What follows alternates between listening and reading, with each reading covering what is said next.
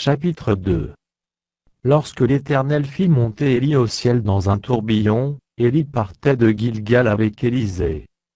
Élie dit à Élisée: reste ici, je te prie, car l'Éternel m'envoie jusqu'à Béthel.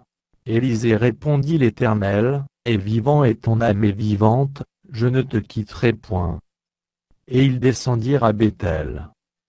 Les fils des prophètes qui étaient à Béthel sortirent vers Élisée, et lui dirent: sais-tu que l'Éternel enlève aujourd'hui ton maître au-dessus de ta tête? Et il répondit: je le sais aussi, taisez-vous. Élie lui dit: Élisée, reste ici, je te prie, car l'Éternel m'envoie à Jéricho. Il répondit: l'Éternel est vivant et ton âme est vivante, je ne te quitterai point. Et ils arrivèrent à Jéricho.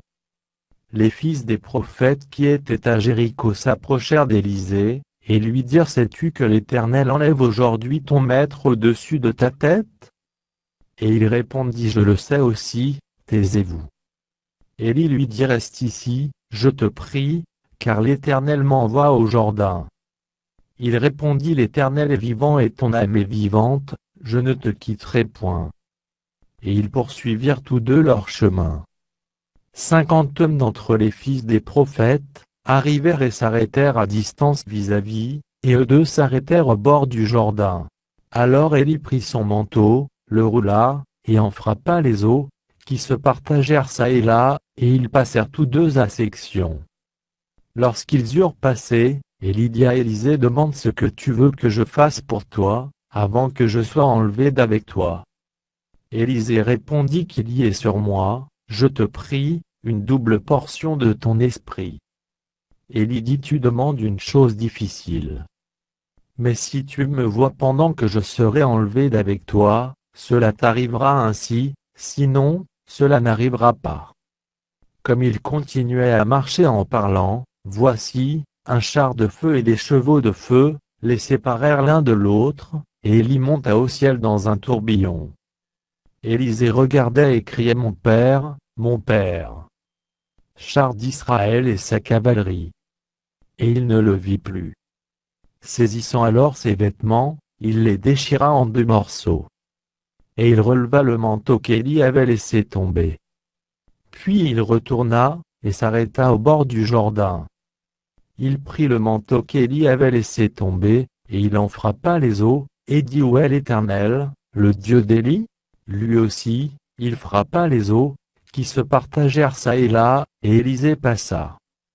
Les fils des prophètes qui étaient à Jéricho, vis-à-vis, l'ayant vu, dirent: l'esprit d'Élie repose sur Élisée. Et ils allèrent à sa rencontre, et se prosternèrent contre terre devant lui. Ils lui dirent: voici, il y a parmi tes serviteurs 50 hommes vaillants, veux-tu qu'ils aillent chercher ton maître? Peut-être que l'Esprit de l'Éternel l'a emporté et l'a jeté sur quelque montagne ou dans quelque vallée. Il répondit: ne les envoyez pas. Mais ils le pressèrent longtemps, et il dit: envoyez-les. Ils envoyèrent les 50 hommes, qui cherchèrent Élie pendant 3 jours et ne le trouvèrent point.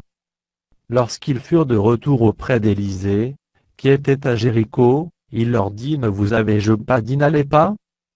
Les gens de la ville dirent à Élisée: voici, le séjour de la ville est bon, comme le voit mon Seigneur, mais les eaux sont mauvaises, et le pays est stérile. Il dit: apportez-moi un plat neuf, et mettez-y du sel. Et ils le lui apportèrent. Il alla vers la source des eaux, et il y jeta du sel, et dit: ainsi parle l'Éternel, j'assainis ces eaux, il n'en proviendra plus ni mort, ni stérilité. Et les eaux furent assainies, jusqu'à ce jour, selon la parole qu'Élisée avait prononcée. Il monta de là à Béthel, et comme il cheminait à la montée, des petits garçons sortirent de la ville, et se moquèrent de lui. Ils lui disaient: monte, chauve, monte, chauve. Il se retourna pour les regarder, et il les maudit au nom de l'Éternel. Alors 2 ours sortirent de la forêt, et déchirèrent 42 de ses enfants. De là il alla sur la montagne du Carmel, d'où il retourna à Samarie.